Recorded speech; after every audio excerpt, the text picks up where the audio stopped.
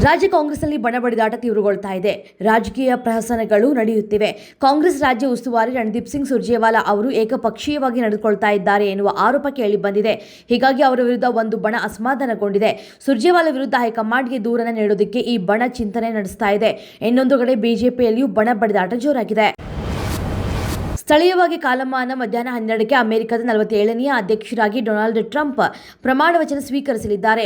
ಕೊರೆಯುವ ಚಳಿಯಲ್ಲೂ ಟ್ರಂಪ್ ಅಭಿಮಾನಿಗಳು ಮತ್ತು ರಿಪಬ್ಲಿಕ್ನ ಪಾರ್ಟಿಯ ಕಾರ್ಯಕರ್ತರ ಸಂತಸ ಮುಗಿಲು ಮುಟ್ಟಿದೆ. ಡೊನಾಲ್ಡ್ ಟ್ರಂಪ್ ತಮ್ಮ ಪದಗ್ರಹಣ ಕಾರ್ಯಕ್ರಮಕ್ಕೆ ಆಯ್ದ ಅತಿಥಿಗಳನ್ನು ಆಹ್ವಾನಿಸಿದ್ದಾರೆ. ಅಮೆರಿಕದಿಂದ ಹೊರತಾದ ನಾಯಕರು, ವಾಣಿಜ್ಯೋದ್ಯಮಿಗಳು ಈ ಕಾರ್ಯಕ್ರಮದಲ್ಲಿ ಭಾಗವಹಿಸಲಿದ್ದಾರೆ. ಅಧ್ಯಕ್ಷರಾಗಿ ಪ್ರಮಾಣ ವಚನ ಸ್ವೀಕರಿಸಿದ ನಂತರ ಹಲವು ಕಡತಗಳಿಗೆ ಟ್ರಂಪ್ ಸಹಿ ಹಾಕಲಿದ್ದಾರೆ. ಯತ್ನಾಳ್ ರಮೇಶ್ ಜಾರಕಿಹೊಳಿಗೆ ಸಡ್ಡು ಹೊಡೆಯೋದಕ್ಕೆ ವಿಜಯದ ಟೀಮ್ ಸಿದ್ಧತೆ ಮಾಡಿಕೊಂಡಿದೆ.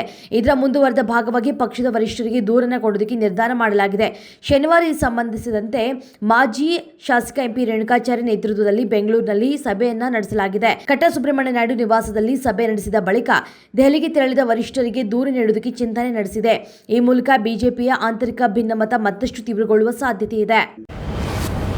ಕಳೆದ 25 ದಿನಗಳಿಂದಲೂ ಕೂಡ ಚಿಕ್ಕಬಳ್ಳಾಪುರ ಜಿಲ್ಲೆಯಾದ್ಯಂತ ಜಮೀನು ಸರ್ವೆ ಕಾರ್ಯಗಳು ನಡೆಯದೆ ಸಾಕಷ್ಟು ಸಮಸ್ಯೆಯಾಗಿದೆ.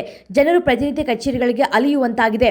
ಜಿಲ್ಲೆಯಲ್ಲಿ ಈ ರೀತಿ ಸರ್ವೇಯರ್ಗಳ ಮೇಲೆ ಹಲ್ಲೆ ನಡೀತಾ ಇರುವುದು ಹೊಸದೇನೂ ಅಲ್ಲ. ಈ ಹಿಂದೆಯೂ ಕೂಡ ಹಲವು ಬಾರಿ ಹಲ್ಲೆಗಳಾಗಿವೆ. ಆದರೆ ಪ್ರತಿ ಬಾರಿ ಹಲ್ಲೆ ಆದಾಗಲೂ ಅಭಯ ನೀಡುವ ಕೆಲಸಗಳು ಮಾತ್ರ ನಡೆಯುತ್ತಿದೆ. ಆದರೆ ಸರ್ವೇಯರ್ಗಳ ಭದ್ರತೆ ಮಾತ್ರ ಮರೀಚಿಕೆಯಾಗಿ ಉಳಿದಿದೆ.